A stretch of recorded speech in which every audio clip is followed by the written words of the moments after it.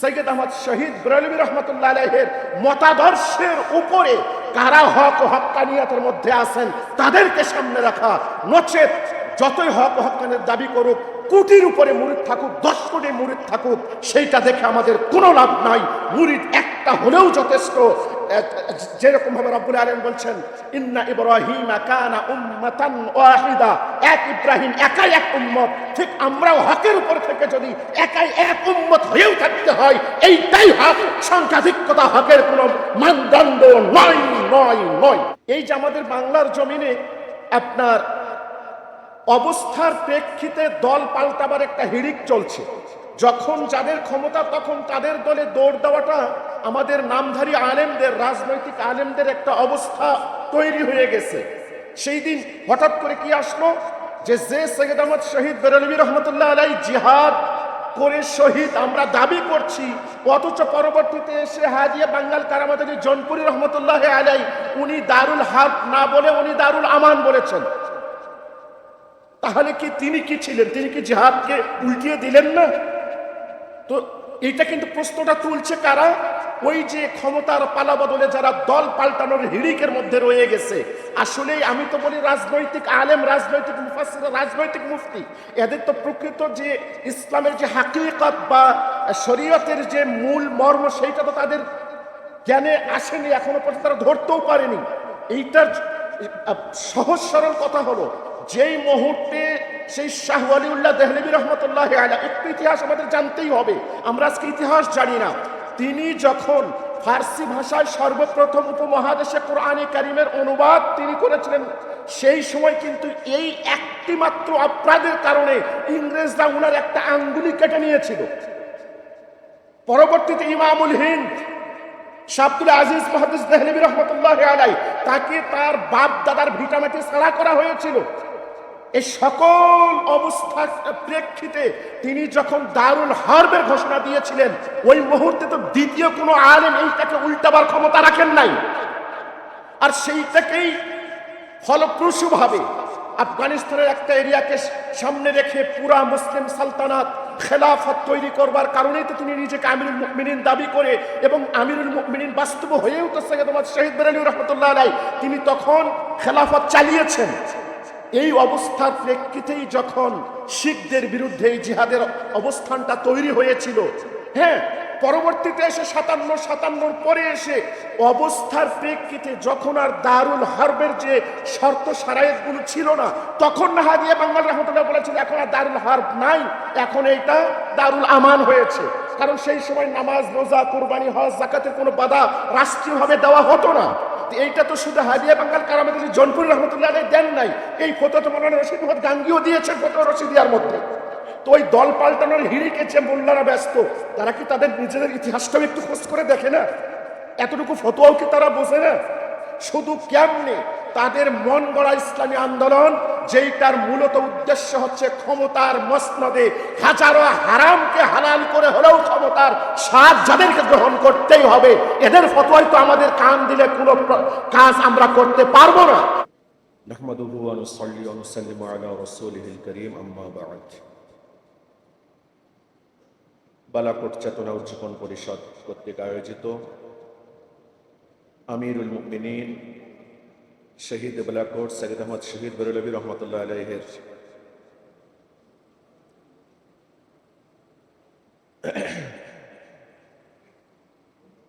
জীবনের লক্ষ্য, তার উদ্দেশ্য সামনে রেখে প্রতি বছরের ন্যায় আয়োজিত আজকের এই সম্মেলনের সম্মানিত সভাপতি, অতিথিবৃন্দ, সংক্ষিপ্ত সময় অতি সংক্ষেপে 2-4টি কথা। সেই সময় থেকে এ সময় পর্যন্ত আমাদের এই পথটা কখনোই মসৃণ ছিল না, কখনোই এই পথটা সুন্দরভাবে যে পাড়ি দেব এরকম অবস্থা ছিল না। আজকে যখন বাংলার জমিনে জিহাদ জিহাদ অথবা ইসলামী আন্দোলন এই শব্দগুলো আমাদের কানে ভেসে এসে এমনভাবে ভেসে আসে মনে হয় যেন মুসলমানরা, বাংলার মুসলমানরা নতুন করে জিহাদের কথা শুনছেন, নতুন করে ইসলামী আন্দোলনের কথা শুনছেন। আর যারা হক্কানি রব্বানি সুফি সাধকরা রয়েছেন, যারা তরিকতপন্থীরা রয়েছেন, আমরা তরিকতপন্থী বলতে হক্কানি তরিকতপন্থীদেরকেই বুঝিয়ে থাকি বারবার করে, আমাদেরকে এমনভাবে উপস্থাপন করা হয় যেন আমরা ইসলামী আন্দোলন বুঝি না, অথবা আমরা জিহাদ বুঝি না। আমরা ইসলামের সাথে অতি দূরতম সম্পর্কের একটা তরিকা বা তাসাউফ নামক একটা বিষয় নিয়ে আমরা পড়ে আসি। এইটা এভাবে আমাদেরকে চিত্রিত করা হয় এই বাংলার জমিনে। কিন্তু আসলেই এক্ষেত্রে কিন্তু আমাদের যে দায়িত্বহীনতা রয়েছে এটাকে অস্বীকার করবার কোনো উপায় নেই। কারণ আমরা এখনো পরিষ্কার করতে পারি নাই যে ইসলামী আন্দোলনের রূপরেখাটা কি। যেমন আমি যখন তাদেরকে প্রশ্ন করি যে আপনারা যে ইসলামী আন্দোলনের কথা বলছেন সেই ইসলামী আন্দোলনের রূপরেখা কি, তারা কিন্তু কোনো কিছুই তুলে ধরতে পারছেন না। তাদের একটা বলি, ইসলামী আন্দোলন করা ফরজ, আপনারা কেন সেই ফরজটার সাথে জড়িত নয়। আমার প্রশ্ন হলো, ইসলামী আন্দোলন যে ফরজ, সেই ফরজের রূপরেখা কোনটা ফরজের রূপরেখা? ঈমান, ইসলাম, ঈমান, ইহসান, জিহাদ সবকিছু মিলিয়ে, নাকি বর্তমান সময়ে আমাদের যেটা গদবাদা রাজনীতি সেইটার নাম ইসলামিক আন্দোলন? কোনটা? এ বিষয়টা আমরা এখন স্পষ্ট করতে পারিনি, বিধায় আমাদের কাছে প্রশ্নগুলো বারবার করে আসে। অথচ যদি আমরা ইতিহাস খোঁজ করি, ভারতের ইতিহাসে যদি আমরা খোঁজ করি, সেই সুলতান মাহমুদ গজনবী রহমতুল্লাহ আলাই তিনি যে ভারতবর্ষে যে জিহাদগুলো পরিচালনা করেছিলেন, মুসলমানদের আসবার পথটা সুগম করেছিলেন, কার মাধ্যমে উদ্বুদ্ধ হয়ে? ইতিহাস প্রমাণ দিচ্ছে সৈয়দ আবুল হাসান খারকানি রহমতুল্লাহ আলাইহির আদর্শে উদ্বুদ্ধ হয়ে, অনুপ্রাণিত হয়েই তিনি বারবার ভারতবর্ষে মুসলমান আসবার সুযোগ তৈরি করে দিয়েছিলেন। দীর্ঘ 52 বছর মুসলমানদের শাসন যিনি ধরে রেখেছিলেন, সেই বাদশাহ আলমগীর রহমতুল্লাহ আলাই, তিনি কিন্তু কার মাধ্যমে অনুপ্রাণিত হয়েছিলেন? তিনি হয়েছিলেন সেই আপনার মুজাদ্দেদ আলফে সানি রহমতুল্লাহ আলাইহির সাহেবজাদার মাধ্যমে। তার মাধ্যমে তিনি অনুপ্রাণিত হয়েছিলেন। আজকে যে পশ্চিম বাংলায় এই নতুন করে হিন্দুত্ববাদী এই সংগঠন এসে ক্ষমতায় এসে যেভাবে একের পর এক মুসলমানদেরকে কোণঠাসা করবার যাবতীয় ব্যবস্থা প্রস্তুত করে ফেলেছে, এই পশ্চিমবঙ্গকে যিনি আবাদ করেছিলেন তিনি ছিলেন হাজী মুস্তফা মাদানী রহমতুল্লাহ আলাই। তিনি ছিলেন বাদশাহ আলমগীরের পীর ভাই। তা আমাদের পুরা ভারতের ইতিহাস তো আমাদের সাথে জড়িত। এই বিষয়গুলো আমরা তো তুলে ধরতে পারছি না আমাদের ছাত্র সমাজের কাছে, আমাদের জনগণের কাছে। তুলে ধরতে না পারবার কারণে একের পর একটা অভিযোগ আমাদের কাছে এমন ভাবে আসছে, মনে হয় যেন আমরা একেবারেই হতবিহ্বল হয়ে পড়ছি। এই যে আমাদের বাংলার জমিনে আপনার অবস্থার প্রেক্ষিতে দল পাল্টাবার একটা হিড়িক চলছে। যখন যাদের ক্ষমতা তখন তাদের দলে দৌড় দেওয়াটা আমাদের নামধারী আলেমদের, রাজনৈতিক আলেমদের একটা অবস্থা তৈরি হয়ে গেছে। সেই দিন হঠাৎ করে কি আসলো যে সৈয়দ আহমদ শহীদ বেরেলভী রহমতুল্লাহ আলাই জিহাদ করে শহীদ আমরা দাবি করছি, অথচ পরবর্তীতে এসে হাজিয়া বাঙ্গাল কারামাদানী জনপুরি রহমতুল্লাহ আলাই উনি দারুল হার্ব না বলে উনি দারুল আমান বলেছেন। তাহলে কি তিনি কি ছিলেন? তিনি কি জিহাদকে উল্টিয়ে দিলেন না? তো এটা কিন্তু প্রশ্নটা তুলছে কারা? ওই যে ক্ষমতার পালা বদলে যারা দল পাল্টানোর হিড়িকের মধ্যে রয়ে গেছে। আসলেই আমি তো বলি রাজনৈতিক আলেম, রাজনৈতিক মুফাসসির, রাজনৈতিক মুফতি, এদের তো প্রকৃত যে ইসলামের যে হাকিকত বা শরীয়তের যে মূল মর্ম সেইটা তো তাদের জ্ঞানে আসেনি, এখনো পর্যন্ত তারা ধরতেও পারেনি। এইটার সহজ সরল কথা হলো, যেই মুহূর্তে সেই শাহ ওয়ালিউল্লাহ দেহলভী রহমতুল্লাহ আলাইহি, একটু ইতিহাস আমাদের জানতেই হবে, আমরা আজকে ইতিহাস জানি না, তিনি যখন ফার্সি ভাষায় সর্বপ্রথম উপমহাদেশে কোরআনে কারিমের অনুবাদ তিনি করেছিলেন, সেই সময় কিন্তু এই একটি মাত্র অপরাধের কারণে ইংরেজরা উনার একটা আঙ্গুলি কেটে নিয়েছিল। পরবর্তীতে ইমামুল হিন্দ শাহ আব্দুল আজিজ মুহাদ্দিস দেহলভী রহমতুল্লাহ আলাইহি, তাকে তার বাপ দাদার ভিটামাটি ছাড়া করা হয়েছিল। এই সকল অবস্থার প্রেক্ষিতে তিনি যখন দারুল হারবের ঘোষণা দিয়েছিলেন, ওই মুহূর্তে তো দ্বিতীয় কোনো আলেম এইটাকে উল্টাবার ক্ষমতা রাখেন নাই। আর সেইটাকেই ফলপ্রসূভাবে আফগানিস্তানের একটা এরিয়াকে সামনে রেখে পুরা মুসলিম সালতানাত খেলাফত তৈরি করবার কারণেই তো তিনি নিজেকে আমিরুল মুমিনিন দাবি করে, এবং আমিরুল মুমিনিন বাস্তব হয়েও তো সৈয়দ মুহাম্মদ শহীদ বেরেলভী রহমতুল্লাহ আলাইহি তিনি তখন খেলাফত চালিয়েছেন।